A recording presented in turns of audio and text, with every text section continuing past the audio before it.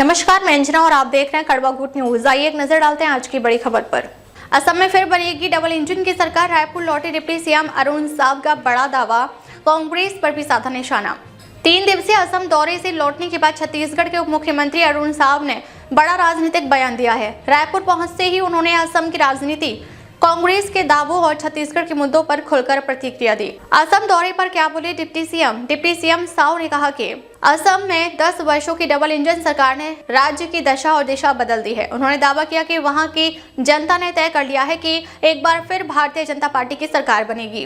असम में विपक्ष का कोई दल मैदान में दिखाई नहीं दे रहा। कांग्रेस की जीत के दावे वैसे ही साबित होंगे जैसे छत्तीसगढ़ में 75 पार का दावा हुआ था। भूपेश बघेल के राज्यसभा जाने की चर्चा पर प्रतिक्रिया। पूर्व मुख्यमंत्री भूपेश बघेल के राज्यसभा जाने की चर्चाओं पर साव ने कहा कि यह कांग्रेस का अंदरूनी मामला है। उन्होंने सवाल उठाया कि पहले जिन्हें राज्यसभा भेजा गया उन्होंने छत्तीसगढ़ के लिए क्या किया, इसका जवाब कांग्रेस को देना चाहिए।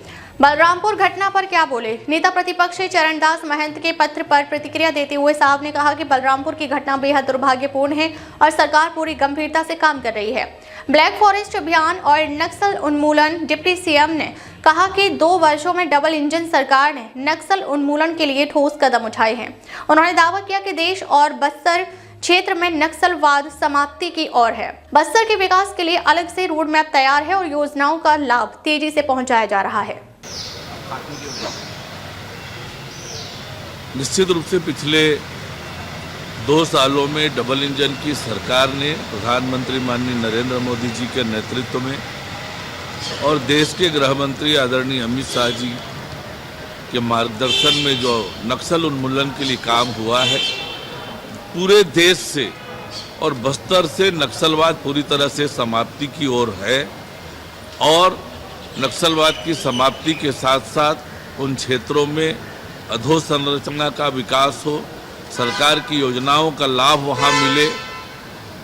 इस तरह के जो पैरेलल गतिविधियां हैं वह भी सरकार क्रमशः चला रही है।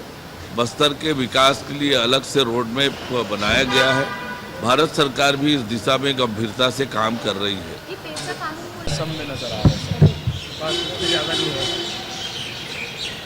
आसाम में अपने दूसरे चरण के प्रवास के बाद वापस आए हैं।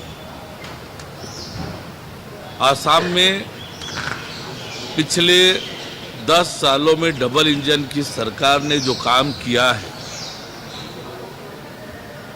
जिस प्रकार से इन 10 सालों में आसाम की दशा और दिशा बदली है, आम लोगों का जीवन आसान हुआ है, हर वर्ग के कल्याण के लिए जो काम हुए हैं, अधोसंरचना का जो विकास हुआ है, और इसलिए आसाम की जनता ने तय कर रखा है फिर से भारतीय जनता पार्टी की सरकार बनाने का, और आसाम में भारतीय जनता पार्टी की सरकार बनाकर एक बार फिर डबल इंजन की सरकार बनाने का निर्णय आसाम की जनता ने कर लिया है। आसाम में पूरी तरह से भारतीय जनता पार्टी के पक्ष में वातावरण है। विपक्ष का कोई दल मैदान में कहीं दिखता नहीं है और जनता में उत्साह है, कार्यकर्ताओं में उत्साह है और निश्चित रूप से पिछले चुनावों से भी अधिक जीत इस बार भारतीय जनता पार्टी एनडीए को मिलने वाली है। कांग्रेस इसी पे। अब तक ले बस इतना ही, फिर मिलते हैं कुछ ऐसी ही बड़ी खबरों के साथ। तब तक ले नमस्कार और देखते रहिए कड़वा घूट न्यूज।